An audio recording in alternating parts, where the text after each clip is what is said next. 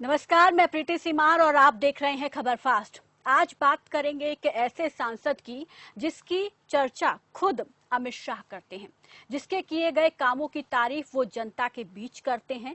यकीन नहीं आ रहा तो आप सुन लीजिए।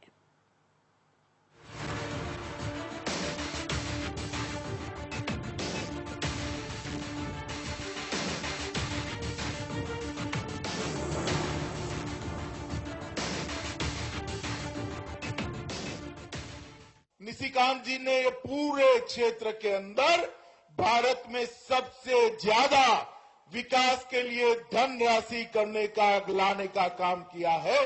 तो निशिकांत दुबे ने सारी सुविधाएं, एयरपोर्ट लाना हो, रेलवे को पहुंचाना हो, डिस्ट्रिक्ट मिनरल फंड का पैसा गरीबों तक पहुंचाना हो, हर क्षेत्र के अंदर उन्होंने एक क्षेत्र का विकास की एक सीमा लांघने का काम किया है।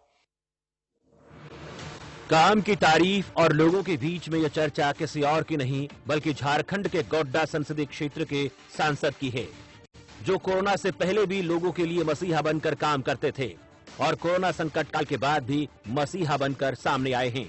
उनका नाम है निशिकांत दुबे। कोई नेता ऐसा भी हो सकता है क्या, किसी ने सोचा नहीं था। जनता ने इन्हें जिस उम्मीद के साथ चुना था वो उनकी उम्मीदों पर ऐसे खरा उतरेंगे, ये किसी ने सोचा नहीं था। लॉकडाउन से पहले भी ये लोगों की मदद करते दिखाई दे रहे थे, लेकिन जैसे ही लॉकडाउन हुआ मजदूर जहां के तहां फंस गए। उनके परेशानियों को ध्यान में रखते हुए जनता के इस नेता निशिकांत दुबे ने सोशल मीडिया पर सबसे पहले एक मैसेज कन्वे किया कि जो झारखंड का रहने वाला कोई मजदूर कहीं भी फंसा हो, उन्हें फोन करे, वो वहीं पर उसे सुविधा देंगे। आप सोच भी नहीं सकते कि अलग अलग राज्यों में फंसे झारखंड के लोगों को वो जरूरत का हर सामान पहुंचाकर मदद कर रहे हैं।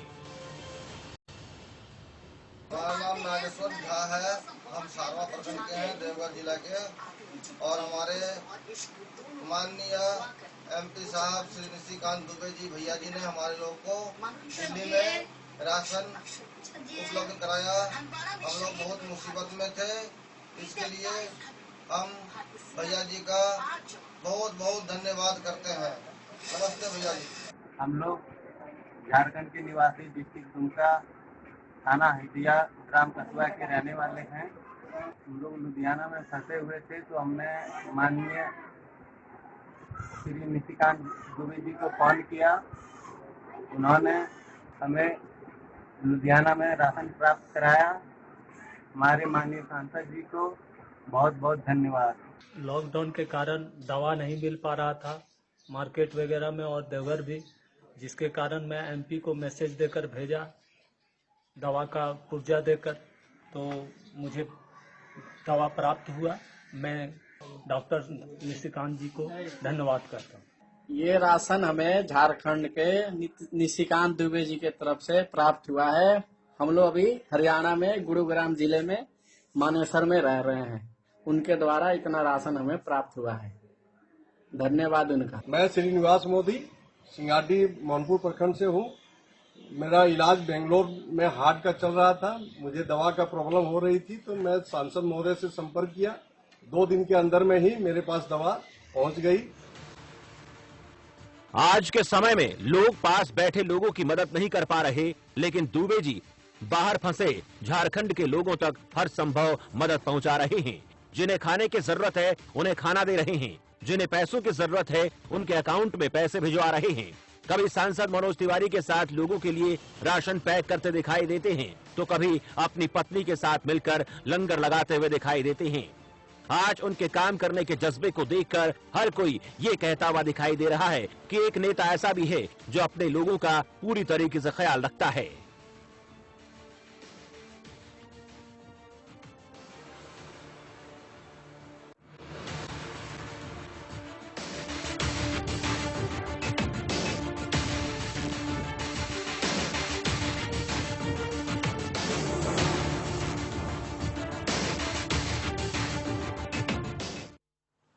आज के के समय में ऐसे बहुत कम लोग होते हैं, लेकिन जो होते हैं वो काबिल तारीफ होते हैं और वही मिसाल बनते हैं। इंसानियत का धर्म हर धर्म से ऊपर है और एक सच्चा इंसान और एक सच्चा नेता वही है जो जनता की उम्मीदों पर खरा उतरे। चलिए इसी मुद्दे पर बात करते हैं और चर्चा को आगे बढ़ाएंगे अमितेश जी के साथ कुछ खास मेहमान जुड़ेंगे जिनके साथ इस चर्चा को आगे बढ़ाएंगे। अमितेश जी। बहुत शुक्रिया प्रीति। कुछ नेता ऐसे होते हैं जो देश और दुनिया में अपने बेहतरीन कामों के लिए जाने जाते हैं और बहुत कम वक्त में ही वो अपनी बेहतरीन पहचान जनता के बीच में बना लेते हैं, चाहे वो पक्ष हो या विपक्ष हो। कुछ ऐसे ही एक ऐसी शख्सियत की आज हम बात कर रहे हैं जो सांसद हैं, लेकिन सत्ता पक्ष हो या विपक्ष हो, हर जगह अपने कामों की बदौलत उनकी पहचान होती है और सिर्फ संसदीय क्षेत्र में नहीं, अपने देश में उनकी इन दिनों पहचान गरीबों के मसीहा के रूप में हो रही है और लोग जो हैं उनसे जुड़ना चाहते हैं, बातें करना चाहते हैं, उनको समझना चाहते हैं आखिर वो कैसे और किस तरह से इस कोरोना काल के दरमियान गरीबों की मदद कर रहे हैं, गरीबों की वो रहनुमा बन गए हैं। हम बात कर रहे हैं झारखंड के गोड्डा संसदीय सीट से सांसद निशिकांत दुबे जी का। निशिकांत दुबे जी इन दिनों देश भर में उनकी चर्चा हो रही है और चर्चा होनी भी चाहिए क्योंकि वो इन दिनों गरीबों के मददगार बन गए हैं। खुद निशिकांत दुबे जी इस वक्त झारखंड से हमारे साथ लाइव जुड़ रहे हैं। निशिकांत दुबे जी, बहुत स्वागत है खबर फास्ट में आपका। धन्यवाद आप लोगों का भी शुक्रिया कि आप लोगों ने मुझे अपने चैनल में आमंत्रित किया। आप सबों को सारी शुभकामनाएं। सबसे पहले हम जानना चाहेंगे कि आप कैसे हैं, परिवार कैसा है और आपके जो संसदीय क्षेत्र के लोग हैं वो कैसे हैं इन दिनों? लगभग सभी ठीक हैं, घर परिवार के भी लोग ठीक हैं, माँ पिताजी से लेके पूरे बाल बच्चे वाइफ सभी ठीक हैं और सभी जो है इसमें आहुति दे रहे हैं। यदि आप देखेंगे तो मेरे घर के छोटे बच्चे से लेके बूढ़े तक, मेरे माँ पिताजी जो 85 साल 86 साल के हैं, वो भी आपको कहीं सहयोग सहायता करते हुए नजर आएंगे, वो भी कहीं आपको मदद करते हुए नजर आएंगे, मेरे बच्चे भी नजर आएंगे, मेरा भाई भी नजर आएगा, पत्नी तो स्वाभाविक तौर पर आप समझिए सुख दुख की साथी होती है। तो पूरा परिवार आज के समय में केवल और केवल किस तरह से गोड्डा के लोगों को हम सुविधा दे पाए या उनके कष्ट को थोड़ा कम कर पाए। मैं ये नहीं कहता कि उनको हम पूरा ठीक ही कर पाएंगे, लेकिन हम उनका कष्ट कम करने के लिए जितना प्रयास हो पा रहा है पूरे परिवार के साथ कर रहे हैं और हम लोग का रूटीन सुबह से लेकर शाम तक यही। बिल्कुल।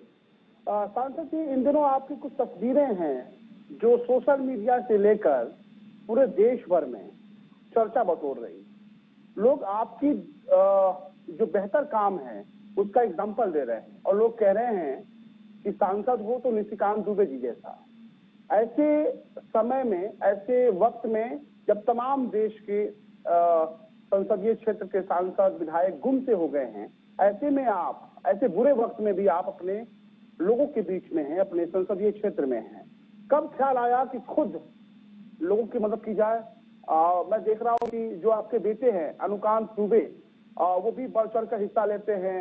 अनुकांत दुबे मेरी वाइफ है, मेरा बेटा निशिकांत और माहौन का जी।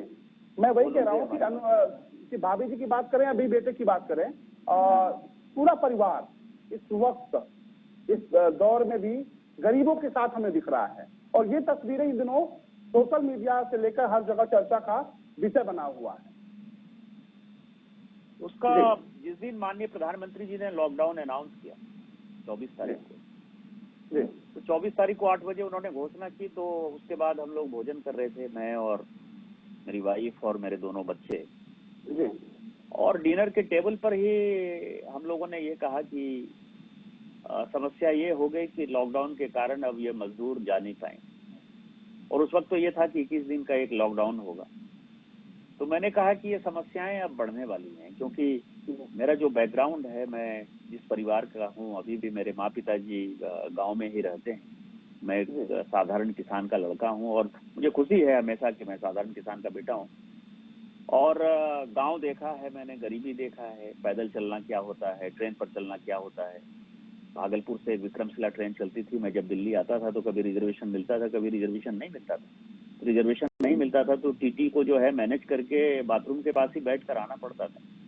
तो वो जो दर्द है वो मुझे पता था, और उसी समय पूरे परिवार ने, वाइफ से लेके दोनों जो छोटे बच्चे हैं जो बाहर पढ़ते हैं, उन सबों ने तय किया कि नहीं, हम लोगों को आज से ही कूद जाना। और ये जो आज आपको माइग्रेंट लेबर का प्रॉब्लम दिखाई दे रहा है कि इनको खाने की समस्या होगी, इनको जाने की समस्या होगी, इनको काफी परेशानियां, नौकरी छूटेगी, ये सब हमने 24 तारीख को ही विजुलाइज कर लिया।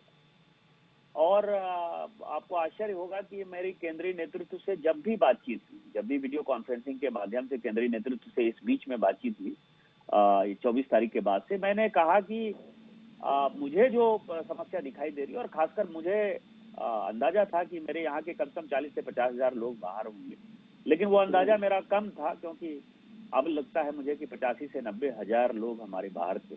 और केवल उतना ही नहीं, अपने संसदीय क्षेत्र के अलावा, चूंकि भागलपुर मेरा पुश्तैनी घर है, तो भागलपुर के भी लोगों की अपेक्षाएं थी, बांका के लोगों की अपेक्षा थी, दुमका के लोगों की अपेक्षा थी, बगल में साहबगंज की। तो मुझे पता था कि 2-2.5 करोड़ लोग जो चारों तरफ हैं, और जो कम से कम 1.5 से 2.25 लाख लोग बाहर होंगे, इसकी अब समस्या होगी। तो उस दिन मैंने तय कर लिया, और तय कर लिया तो फिर 25 तारीख से जो ये मामला चला है वो आज तक चालू है, और पूरे परिवार को इसको करके खुशी होती है। और मैंने कहा कि जो कुछ भी करना पड़े, अपना तन मन धन समय जो भी अर्पित करना पड़े, मुझे लगता है कि कम है, क्योंकि लोगों का जान बचाना बहुत बड़ा बात है। और माननीय प्रधानमंत्री जी ने जो एक बीड़ा उठाया है सभी के जान की रक्षा करने का, माइग्रेंट लेबर के न्यूज को जो है आप जितने ढंग से कहें, लेकिन उनका एकमात्र टारगेट क्या है? उनका एकमात्र टारगेट ये है कि 130 करोड़ लोगों की जान बचाना। उस जान बचाने के लिए कुछ कष्ट तो होंगे, तो जो भी कष्ट होगा और उस कष्ट को जितना कम कर पा रहे हैं, हमने तैयारी की है इसकी, और 25 तारीख से हम लोग लगे हुए हैं।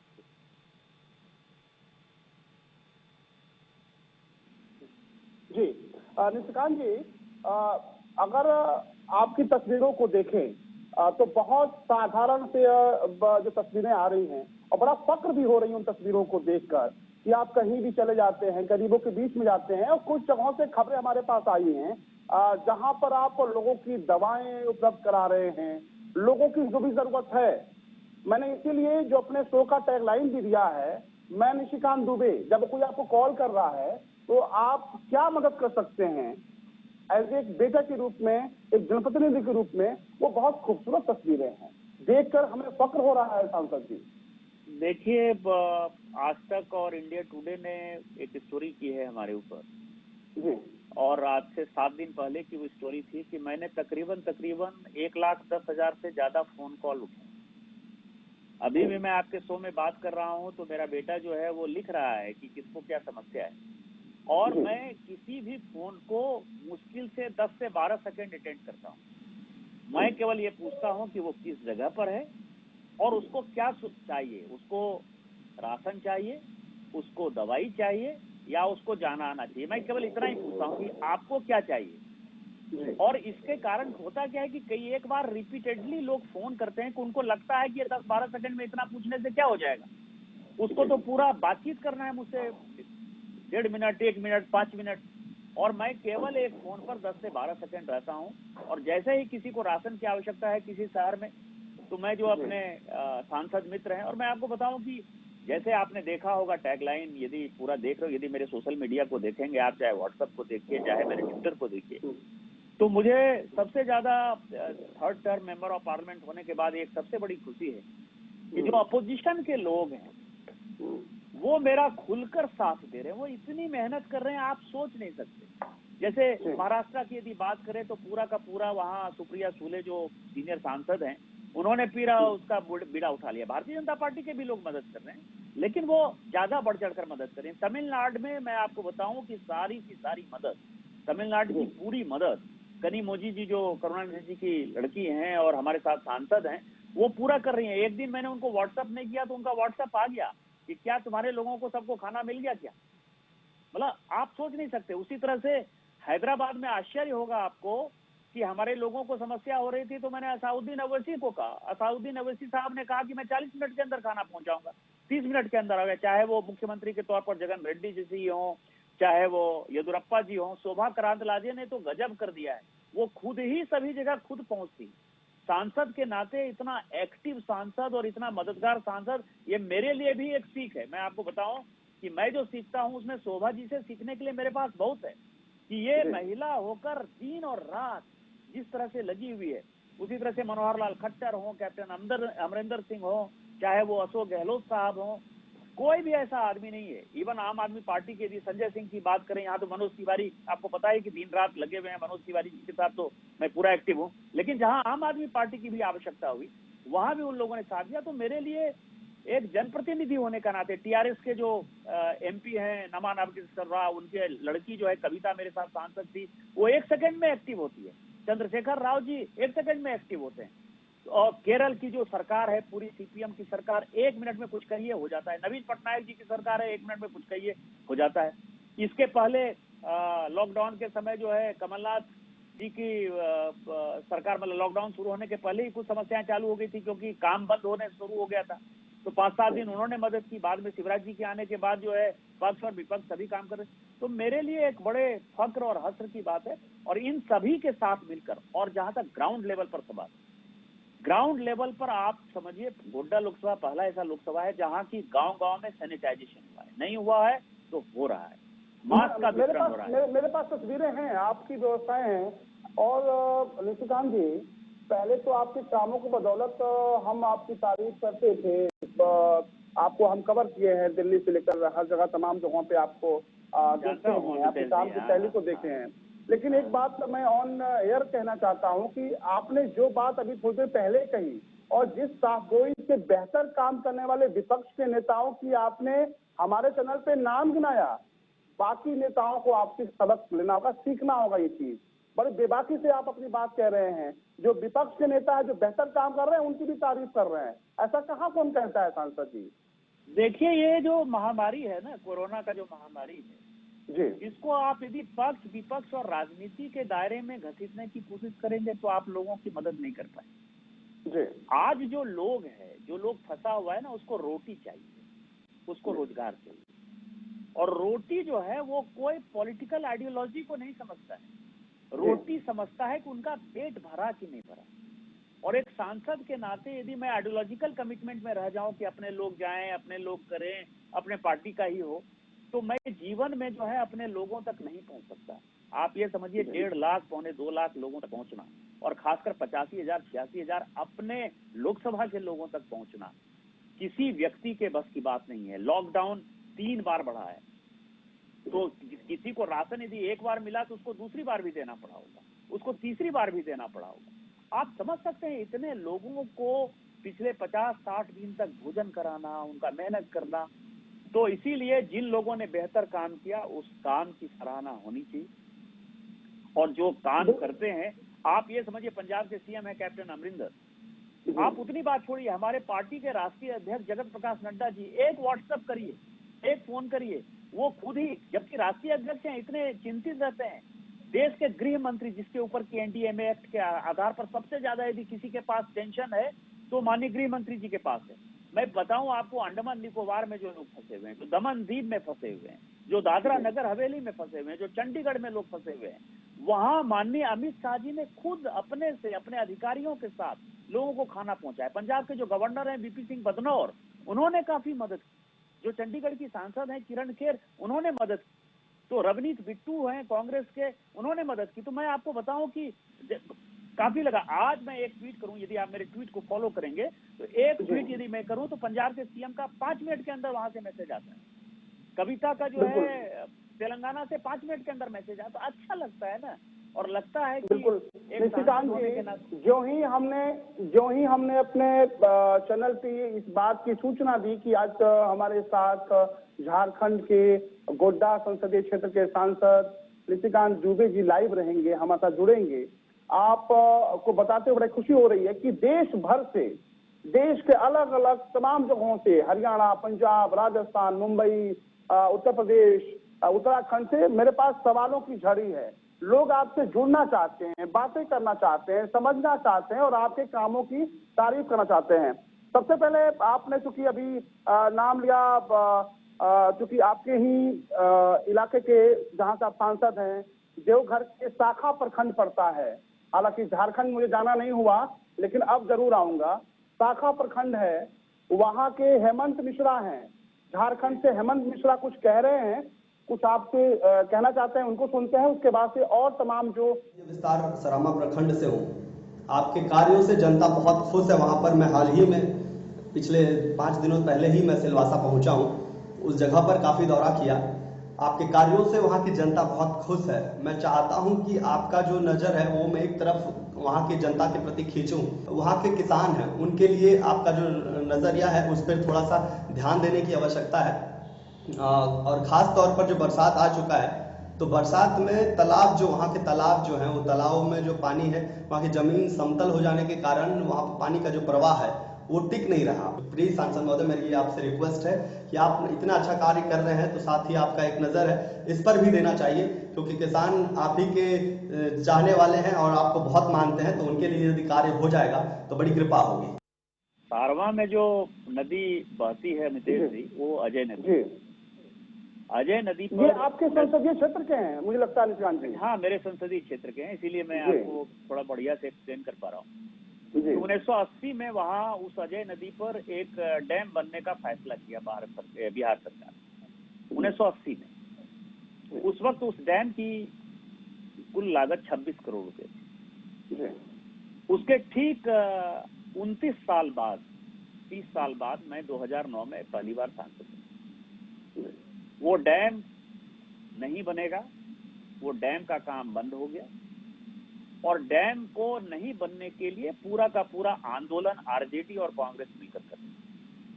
आप समझे, 29 साल बाद मैंने उसके लिए आमरण अनशन किया, लाठी खाई, प्रदर्शन किया। जब मुझे लगा कि कोई रास्ता नहीं है, तो पहला भारत का एक ऐसा सांसद होगा जो कि आपको आश्चर्य होगा कि मैं 10 केस में पीआईएल में हूं, हाईकोर्ट। तो उस डैम के लिए भी मैं पीआईएल में गया, क्योंकि 1 लाख हेक्टेयर जमीन की सिंचाई होनी। और जो देवघर मेरा मेन शहर है, वहां वाटर लेवल ये है कि 1500 फीट के नीचे भी पानी नहीं, लोग पानी पीने के लिए तरस रहे। और फाइनली हाई कोर्ट से आदेश कराकर उस डैम को आज पूरा कर दिया। यदि आप कभी देवघर जाएंगे तो आपको बढ़िया लगेगा कि 40 साल बाद 1980 में डैम जो बन रहा था, आखिर 2019 में वो डैम पूरा हुआ। बिल्कुल पूरा हुआ। और उसी में वो सारवा का वो अजय नदी है, जहाँ की मैं सीरीज ऑफ चेक डैम जो है बनाने का एक प्रस्ताव है। और मुझे लगता है कि यदि लॉकडाउन नहीं होता तो काम चालू हो जाता, तो वहाँ के किसानों को पानी मिलेगा और 1 लाख हेक्टेयर जमीन में सिंचाई होगी। बिल्कुल बिल्कुल। आने की मेरी खुद की दिली इच्छा है, और अभी हम लोग स्टूडियो में बैठ के आपसे बातें कर रहे हैं। कोशिश करूंगा कि आपके संसदीय क्षेत्र में आऊं और आपके बीच आपके लोगों से मिलूं, तो और अच्छा लगेगा। कुछ और लोग भी हैं, उनके सवाल, छोटे छोटे सवाल ले लेते हैं। हालांकि वक्त की हमारे पास कमी रहेगी, सवाल बहुत ज्यादा है, वक्त बहुत कम है। हमारे पास नवजोत कौर हैं, पंजाब से हैं। नवजोत कौर पंजाब के होशियारपुर से हैं। वो आपकी प्रशंसक हैं। उन्होंने मेल किया है और ये कहा है कि ये मेरा सवाल निशिकांत दुबे जी से पूछा जाए। तो मैं चाहूंगा नवजोत कौर जो पंजाब के होशियारपुर से हैं, वो कुछ पूछ रही हैं, उनको सुनते हैं। मेरा सवाल आपसे ये है कि आपको गरीबों का मसीहा कहते हैं, और आपके मन में ये ख्याल कब आया कि गरीबों के आंसू पहुंचे जाएं? बिल्कुल, मैं खुद ही मैंने बताया ना कि साधारण किसान परिवार का लड़का हूँ, तो गांव और गरीबी, किसानी तो हमारे खून में है। मैंने देखा है बचपन से, इसलिए जब से मैं पैदा हुआ, और इस सांसद होने के पीछे भी मेरा उद्देश्य यही था कि शायद मैं वहां जाकर जो है एक जनप्रतिनिधि के नाते कुछ अच्छा काम कर पाऊं। और आपको बताऊं कि मैं 2009 में जब चुनाव लड़ने के लिए गया, तो मैंने एक ही चीज कहा कि मैं यहाँ केवल विकास करने आया, मैं आपका काम करने के लिए आया। और यदि मैं काम नहीं कर पाया तो मैं 2014 में आपके सामने वोट मांगने नहीं आऊंगा, यदि आपको भरोसा नहीं होगा कि मैंने कोई काम नहीं किया। और आज मेरा क्षेत्र ऐसा है जहां 1 लाख करोड़ से ऊपर की योजनाएं चल रही। मैं सबको कहता हूं कि यदि देखना हो तो उसको मेरी लोकसभा देखनी चाहिए। जिस गोड्डा से मैं सांसद हूं, जो गोड्डा है, वहां रेल नहीं था। आजादी के 72-73 साल के बाद रेल पहली बार 2019 में वहां पहुंची। आज गोड्डा जिला रेल के मानचित्र पर है। नेशनल हाईवे है वहाँ, ऑल इंडिया इंस्टीट्यूट ऑफ बिल्कुल। और मैंने सुना एयरपोर्ट है जी, मैंने निशिकांत जी सुना भी है कि नितिन गडकरी साहब ने एक बार मन से कहा था कि विकास के लिए, अपने कामों के लिए निशिकांत जी लड़ जाते हैं, झगड़ जाते हैं, कहते हैं नहीं विकास गोड्डा में होना है। मैंने नितिन गडकरी जी का ये बयान भी सुना है। सही है, बहुत प्यार करते हैं। मैंने कहा ना कि सभी प्रधानमंत्री से लेके सभी केंद्रीय मंत्री जी प्यार करते हैं, आशीर्वाद है उनका, तभी मैं इतना काम लेके गया। वहाँ आप 4000 मेगावाट का पावर प्लांट है, 1500 मेगावाट का, 1600 मेगावाट का अडानी का पावर प्लांट बन रहा है, इंजीनियरिंग कॉलेज, मेडिकल कॉलेज, सैनिक school, polytechnic, engineering, dairy college, hotel management का कॉलेज, यूनिवर्सिटी, आप नाम लीजिए, कोई ऐसी चीज नहीं है जो कि मेरे लोकसभा में नहीं है। तो लोकसभा में यदि सारी चीजें हैं तो उसके पीछे कारण ये है कि सभी प्यार करते हैं, और इसी कारण से झगड़ना भी पड़ता है, कभी लड़ना भी पड़ता है, लेकिन वो प्यार से ही लड़ते हैं। जी बिल्कुल। और ये प्यार जनता की दिख रही है। आप सांसद हैं गोड्डा के, झारखंड के देवघर के सांसद हैं, लेकिन पंजाब, होशियारपुर, महाराष्ट्र जो सवाल आ रहे हैं वो बहुत बखूबी आपके बारे में लोग जानते हैं, तब ये सवाल कर रहे हैं। एक मोहित चतुर्वेदी हैं, उत्तर प्रदेश के लखनऊ से है, राजधानी लखनऊ से मोहित चतुर्वेदी हैं, वो कुछ कह रहे हैं आपसे, उनको भी सुन लेते हैं। सांसद जी, आपको कितना सुकून मिलता है गरीबों की मदद करके, उनके आंसू पोंछ के? मैं आधा घंटा अमितेश जी से बात कर रहा हूँ, तो बार बार मैं अपने मोबाइल की तरफ देख रहा हूँ कि ज्यादा फोन तो नहीं आ रहे, कहीं लोगों को पसंद तो नहीं आ रहा है, क्योंकि अब जो लोग है, कोई धनबाद में फंसा हुआ है, कोई नवादा बॉर्डर में फंसा हुआ था, अभी उसने मुझे थोड़ी देर पहले फोन किया था, कोई डेयरी में फंसा हुआ है। तो इस तरह के फोन तो सुकून ही लगता है ना। आप ये समझिए, जो आप सामाजिक जीवन में आते हैं, सामाजिक जीवन में कई लोग जा रहे हैं, बड़ा तंग करता है, बड़ा परेशानी है, आपने अपने मन से डिसाइड किया कि आपको समाज सेवा करना है, किसी ने आपको बाध्य थोड़े किया।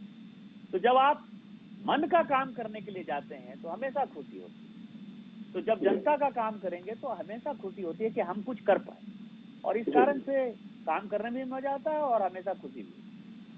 जी बिल्कुल। कुछ सवाल और भी हैं, ले लेते हैं, क्योंकि हमारे पास सवालों की लिस्ट अभी भी, आपसे जब हम बात कर रहे हैं तो मेल पे लगातार लोगों के सवाल आ रहे हैं। एक नधीश राज गर्ग हैं, मुजफ्फरनगर के रहने वाले हैं, उत्तर प्रदेश के, वो भी कुछ कहना चाहते हैं आपसे। सुनते हैं नधीश राज गर्ग। आप इस वैश्विक महामारी में जरूरतमंदों की मदद कर रहे हैं, उन्हें सूखा राशन, भोजन के पैकेट और उनकी जरूरत की चीजें उन्हें मुहैया करवा रहे हैं। जी अपने क्षेत्र में तो मैं 1 लाख से ज्यादा लोगों को 1 लाख पैकेट बनाया है मैंने, मोदी आहार का, मोदी किट, और वो एक पैकेट जो है वो 1 महीने का राशन है। चावल है, आटा है, तेल है, उसमें चीनी है, चाय पत्ती है, नमक है, सारे मसाले हैं, मतलब आप ये समझिए कि वो 1 लाख। और मैंने कहा है कि वो जिनको राशन नहीं मिलता है उनको मिलेगा, उसमें किसी का फोटो नहीं टांगा जाएगा। और निम्न मध्यम वर्गीय और मध्यम वर्गीय परिवार, ये राजनीति का जो एक मापदंड है कि गरीब गरीब गरीब गरीब, गरीबों का तो करना ही चाहिए, राज्य सरकार, केंद्र सरकार गरीबों के लिए तो पूरी सरकार ही समर्पित है। लेकिन इस लॉकडाउन में जो वर्ग सबसे ज्यादा प्रभावित है वो निम्न मध्यम वर्गीय परिवार और मध्यम वर्गीय परिवार है, जो शर्म से किसी से मांग नहीं सकते। तो मैंने अपने क्षेत्र में एकदम साफ इंस्ट्रक्शन दे रखा कि हमको ये निम्न मध्यम वर्गीय परिवार और मध्यम वर्गीय परिवार में ही ज्यादा देने की कोशिश करनी है, और उनका फोटो और उनका नाम बाहर नहीं आए, इसकी व्यवस्था करनी है। इसके अलावा यदि सरकार गरीबों को नहीं दे रही है तो हम गरीबों को भी। कुछ सवाल और ले लेते हैं, उसके बाद से और कुछ मुद्दों पे बात करेंगे। अभिषेक गुप्ता हैं, जल्दी से हम चाहेंगे कि वो भी कुछ सवाल कह रहे हैं। अभिषेक गुप्ता है, बिहार के रहने वाले हैं, वो कुछ कह रहे हैं आपसे। मेरा नाम अभिषेक गुप्ता है। मेरा आपसे एक प्रश्न है, इस महामारी के दौरान सभी राजनेता अमूमन गुम चल रहे हैं, पर आप अपने परिवार के साथ जनता के बीच में हैं, तो आप अपने परिवार को कितना समय दे पाते हैं, और परिवार का क्या सहयोग मिल पा रहा है आपको इस बीच? देखिए, बिना परिवार के सहयोग के आप कोई काम ही नहीं कर सकते ना। मैं परिवार के बीच में, तो परिवार वाले काम में हाथ बटा रहे हैं ना। कहीं मुझे खाना बांटना है, जैसे अभी आपके साथ बात कर रहा हूँ तो कोई फोन उठा रहा है, कोई उसमें क्या दिशा होनी चाहिए ये भी कर रहा है। तो पूरा परिवार जो है मिलकर ही ये काम कर सकते हैं। यदि परिवार वाले, आप तो लॉकडाउन में परिवार के साथ किए ना, बाहर थोड़े घूम रहे हैं, जाएंगे तो परिवार। निशिकांत जी, 1 मिनट आपको रोकना चाहेंगे।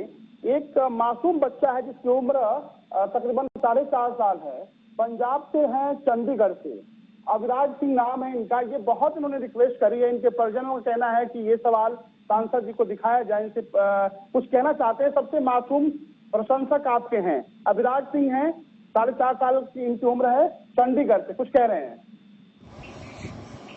हेलो, मेरा नाम अविराज सिंह है, मैं चंडीगढ़ से। आप जो गरीबों की मदद कर रहे हो उसका ख्याल आपके दिल में कैसे आया? बिल्कुल, जब मैं आपकी अविराज सिंह के सवालों का जवाब देना होगा। और मुझे लगता है कि अब तक के आपके राजनीतिक जीवन में सबसे छोटा प्रशंसक चंडीगढ़ से अविराज सिंह अभी जुड़े हुए हैं, इसलिए अविराज सिंह को बहुत बधाई। और मुझे लगता है कि इनके सवालों का आपको जवाब देना होगा। अविराज बेटा, आप जीवन में काफी आगे बढ़ोगे, क्योंकि इस उम्र में आप इस तरह के प्रश्न पूछ रहे हो तो स्वाभाविक तौर पर आप बहुत जागरूक बच्चे हो। आपके भविष्य की मैं शुभकामनाएं देता हूं, आपके उज्जवल भविष्य की कामना करता हूं भगवान से। जब मैं आपकी उम्र का था तो उसी वक्त मैं शहर में पढ़ता था और मेरे मामा जी जो है वो तत्कालीन जनसंघ के एक बड़े नेता हुआ करते थे। वो जहाँ से मैं सांसद हूँ आज देवघर में, वहाँ वो प्रोफेसर हुआ करते थे और मैं शहर में पढ़ता था। मेरा पूरा परिवार गांव में रहता था, लेकिन इमरजेंसी में वो जेल चले गए। और इमरजेंसी में जेल जाने के बाद जो 5 साल 6 साल के एक बच्चे के ऊपर जो प्रभाव पड़ता है कि वो उसको गांव जाना पड़ा। गांव में जाने के बाद ये शहर में, उस वक्त तो गांव में बिजली भी नहीं हुआ करती थी। मैं आपको 75-76 की बात कर रहा हूँ, मेरी उम्र 5-6 साल थी। तो वो जो होता है ना, एक बड़ी अच्छी कहानी नमक का दरोगा में मुंशी प्रेमचंद्र जी ने एक बड़ी अच्छी लाइन लिखी है कि अमीरी के कब्र पर पनपी हुई गरीबी बड़ी जहरीली होती। आप शहर में रहते हो, शहर में लोग अच्छे मिलते हैं, रिक्शा होता है, गाड़ी होता है, घोड़ा होता है, अंग्रेजी मीडियम स्कूल में आप पढ़ते हो, पंखा है। जब आप गांव जाते हो तो गांव में आपको पंखा नहीं दिखाई देता है, अच्छा चादर दिखाई नहीं देता है, बिछावन दिखाई नहीं देता है। आपको पुआल पर जो है, यदि ठंडा का दिन है तो पुआल पर सोना है। मतलब चाहे कितना भी अमीर परिवार होता था, बाथरूम वहां नहीं था। तो आप ये समझिए कि उसी दिन से, उसी उम्र से, और मैं बड़े सीरियसली इस बात को कह रहा हूँ कि अविराज जी जिस उम्र में हैं, उसी उम्र से मुझे ये लगा कि एक दिन यदि मौका मिलेगा तो मुझे इस देश में जो है कोई काम करना है और राजनीतिक दल के साथ मिलकर काम करना है और शायद कुछ कर पाऊंगा। तो वो प्रेरणा वहीं से मिली। तो मुझे लगता है कि अविराज शायद मेरे प्रश्नों का, उसके प्रश्नों का उत्तर मैं सही से दे पाया। बिल्कुल। चूंकि एक सवाल आपसे और आखिरी लेंगे कि इन दिनों जो तस्वीरें दिख रही हैं पूरे देश के अलग अलग जगहों पे, जो श्रमिक हैं उनकी तस्वीरें दिख रही हैं, वो झकझोर कर रख दे रही है, क्योंकि आप भी मदद कर रहे हैं। और शो खत्म होने के बाद से आपको एक नंबर मैं खुद पर्सनली दूंगा कि कुछ लोग हैं गोरखपुर के रहने वाले हैं, तमिलनाडु में फंसे हैं, बड़े बुरे हालात में हैं, तो आप उनकी मदद करेंगे तो बड़ी खुशी होगी। पूरा परिवार उनका आपको दुआएं देगा। जो तस्वीर दिख रही है उन तस्वीरों को लेकर क्या कहेंगे? किस तरह का आप अनुरोध करेंगे, किस तरह की आप अपील करना चाहते हैं देश के लोगों से, खासतौर पे उन मजदूर श्रमिक तबके के लोगों से? देखिए, मजदूर भाइयों से मेरा हमेशा, आप यदि लगातार अभी पिछले 2-3 दिन का मेरा पोस्ट देखेंगे तो मैं सभी मजदूर भाइयों से इसी आग्रह कर रहा हूँ कि पैदल ना चले। राज्य सरकार और केंद्र सरकार मिलकर आपको आपके गंतव्य तक पहुंचाएगी। सबसे पहला तो आग्रह मेरा हाथ जोड़कर करवर प्रार्थना उनसे यही है कि आप पैदल नहीं चले। लेकिन जो मैं समझ पा रहा हूँ और मुझे लगता है कि ग्रामीण परिवेश में रहने के कारण शायद मैं ठीक समझ रहा हूँ, हो सकता है मैं गलत भी हूँ। ऐसा नहीं है कि वो ट्रेन और बस नहीं मिलने के कारण पैदल चले, ऐसा नहीं। उनको एक डर है कि हम यदि ट्रेन में जाएंगे और बस में जाएंगे तो मुझे कोरोना हो सकता है। ये एक डर भी उनको पैदल चला रहा है, जो वो बोलना नहीं चाहते, जो वो बोलना नहीं चाहते हैं, या उनकी स्पष्टता उस बातों में नहीं है। इसीलिए ट्रेन नहीं चल रही है, बस नहीं चल रही है, व्यवस्थाएं कम है, इसके बारे में चर्चा हो सकती है और मैं कुछ हद तक उनकी बातों से सहमत भी हो सकता हूँ। क्योंकि एक सरकार देना चाहती है, जैसे हमारी राज्य सरकार लेना नहीं चाहती है। मैं पिछले 3 दिन से अभी जयराम ठाकुर जी का एक चिट्ठी रिलीज किया मैंने, हिमाचल के चीफ मिनिस्टर देना चाहते हैं, वो लेना नहीं चाहते। मैंने मुंबई की चिट्ठी रिलीज की कि महाराष्ट्र से लोगों को नहीं लेना चाहते। आज मैंने गोवा के मुख्य सचिव की चिट्ठी रिलीज की कि गोवा से आप लेना नहीं चाहते। वो एक दूसरा सवाल है। लेकिन इसमें जो ज्यादा लोग चल रहे हैं ना, जो ग्रामीण लोग हैं, वो बड़े सज्जन और सीधे लोग, और उनको लगता है कि यदि हम बीमार हो जाएंगे तो बीमारी का इलाज कैसे हो। तो इससे बेहतर है कि सोशल डिस्टेंसिंग का जो सवाल है वो पैदल चलकर यदि पूरा कर पाए तो ज्यादा वो है। लेकिन इस सब के बावजूद मेरा आग्रह यह है कि कोरोना एक महामारी है, लेकिन इस महामारी को हमको मुकाबला करना है। यदि हम ग्रामीण क्षेत्र के लोग हैं तो मैं 2-3 चीजें उनको कहना चाहता हूँ कि बचपन में जैसे मुझे ही 2 बार 3 बार जो है चेचक हो गया, छोटी माँ जिसको कहते हैं, उस वक्त तो दवाई भी नहीं खाते थे। और होता क्या था कि माता आई है तो नीम का पत्ता झाड़िए और पानी पीजिए, यही एक उपाय था। वो जो छोटी माता थी वो एक आदमी को यदि पकड़ता था तो 16 आदमी को पकड़ने की उसकी कैपेसिटी होती थी, और वो भी एक कमरे में बंद रहता था, क्योंकि यदि कोई दूसरे से वो सट जाएगा तो उसको भी चेचक होने का खतरा था और चेचक हो जाता था। लेकिन उसके बावजूद भी वो घर में ही रहता था, इतना बड़ा हंगामा नहीं था। आज कोरोना जो है यदि एक आदमी को होगा तो वो ज्यादा से ज्यादा 3 आदमी को ट्रांसमिट करने की कैपेसिटी है। तो चेचक से ये कम बड़ी महामारी है। तो यदि हमने चेचक पर काबू पा लिया तो कोरोना पर भी काबू पा लेंगे। तो इसीलिए ये एक बड़ा सवाल है। दूसरा, यदि हम बच्चे में बीमार होते थे अमितेश जी, तो जब तक कि 98 पर फीवर नहीं आता था तो जौ और बार्ली खा के ही रहते थे, पथ नहीं पड़ता था, भूखे पेट रहना पड़ता था, भूखे प्यासे रहना पड़ता था, केवल जौ और बार्ली खाना पड़ता था। और उसको भी कमरे में ही रखते थे कि बाहर यदि घूमने जाएगा तो कोई दूसरे के संसर्ग में आ जाएगा तो उसको भी इन्फ्लुएंजा हो जाए, उसको भी मलेरिया हो जाए, उसको भी कालाजार हो जाए। तो उन सभी बीमारियों से ये कम बड़ा बीमारी है। इसलिए मेरा आग्रह यह है कि कोरोना के साथ साफ सफाई के साथ अपने को रहना है, हाथ धोना है, पैर धोना है, हाथ धो के खाना है।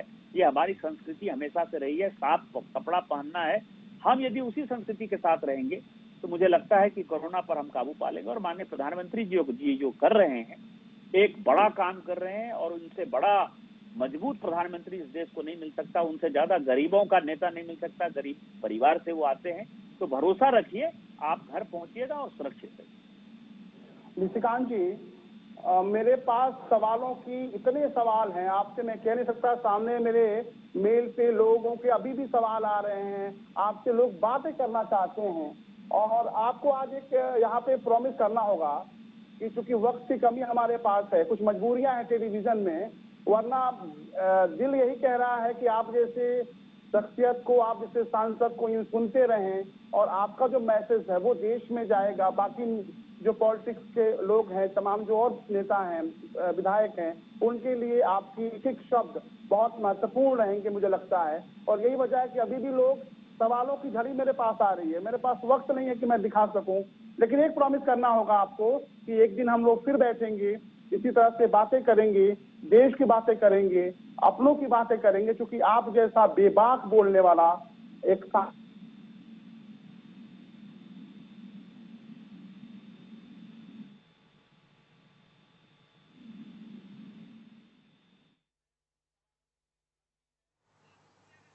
शुक्रिया अमितेश जी, और शुक्रिया सांसद जी का भी हमारे साथ जुड़ने के लिए इस कार्यक्रम में। क्योंकि एक नेता ऐसा भी, क्योंकि राजनीति से परे होकर आज जिस दौर से भारत गुजर रहा है उसमें वो हर किसी की मदद कर रहे हैं, और इसका सबूत आपने देखा। लोगों ने उनके किए कामों का खूब शुक्रिया अदा किया, और लोग लगातार उनका शुक्रिया अदा कर रहे हैं, साथ ही उनसे मदद की भी लगातार गुहार कर रहे हैं, क्योंकि वो लोगों की मदद कर रहे हैं। तो फिलहाल इस खास कार्यक्रम में बस इतना ही। दीजिए इजाजत, नमस्कार।